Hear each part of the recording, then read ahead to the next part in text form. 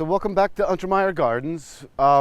We had our first really hard freeze last night. We've had a couple killing frost, and so the garden is starting to shut down.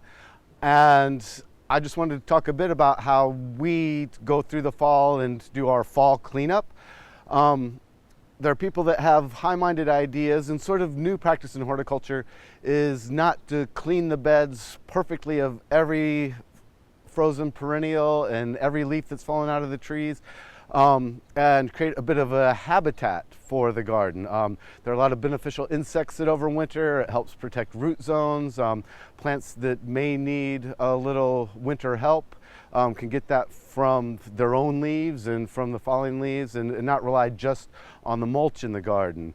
We're about to start our illumination process for our grand holiday illumination. So most of our fall gets spent hanging lights as opposed to really gardening. And I rather like the look of plants even through their entire life cycle. So here at Untermyer, we tend to be a little bit lazy, and it just so happens that it falls into place with proper horticulture these days. Margaret Roach at A Way to Garden has been doing a lot of talking and publishing about how to put your garden to bed with a very ecological mindset. We kind of follow that same motif just by necessity. And again, I think the gardens look better when you leave plants longer. I'd rather look at something than nothing. There's a certain beauty in the decay of plants as they go through their life cycle. And I'm standing in a really interesting part of the garden as we speak. Right in front of me is a Bergenia, kind of a semi-evergreen plant, and you can see the leaves don't look as exuberant and happy as they do through the growing season.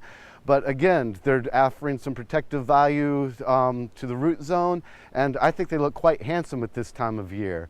In the foreground a little bit, you can see an Epimedium. It's a cultivar called Lilafee. Again, I like to leave the Epimedium foliage up right into the point where they're about to flower in spring. Next to the Epimedium is an Acorus. It's an Acorus with the cultivar name of Ogon. It provides a lot of winter interest and looks good, again, all the way up into the point where it's about to emerge with new growth in spring. We have a little mosaic of Pulmonaria and Selaginella that'll look good late into the winter. So there really is no reason to come in and just cut back all your perennials all at once, just in the name of fastidious, meticulous garden cleanliness. This isn't our living room, it's a garden. Here flanking to my left is a group of Hosta that's been hit by the frost fairly hard. They're a bit wilted, they're a bit yellow, but again, there's a lot of interesting color and structure and shape there that I'd rather see that than just a barren rock ledge. Behind me is a great plant that follows from early fall all the way into midwinter, is an Amsonia. Being from Missouri, I love the cultivar name on this one. It's called Halfway to Arkansas.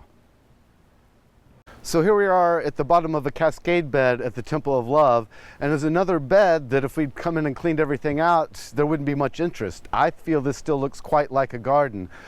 We have the semi-evergreen to evergreen Juncus in front of the bed, along with some Pennisetum and some Stipa. I'm standing here next to a Caryopteris that still looks good in foliage, and its seed heads are emerging. Here just in front of the Aster we looked at last time we walked through the garden. There's an Eremurus seed head right in front of me that looks as interesting as anything at this time of year. So again, I would really encourage you to think about delaying your fall cleanup until very early spring. So on the other side of the cascade beds, I'm standing in what is still a perfectly serviceable looking, aesthetically pleasing garden.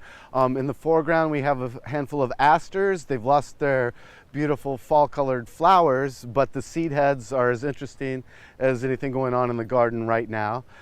Speaking of asters, we've talked about this one before, is this Jindai that is still showing some color at this time in the fall. I'm standing next to a Caryopteris. It's lost all its variegated leaves, but these yellow stems really catch the light of the low winter sun.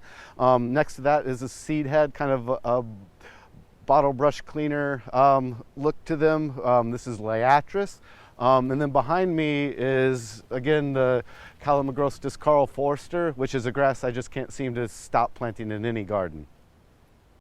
So again, there's a lot of high-minded reasons and just aesthetic and practical reasons to delay your fall cleanup until late winter, early spring. Here I'm standing next to a Vernonia and a Solidago. They're perennials, but they're acting like shrubs. They'll look good well into the winter. So again, really no reason on a lot of levels to go out and do all your fall cleanup in the fall. Again, I'd rather look at something than nothing, and it makes it much more enjoyable to be in the garden.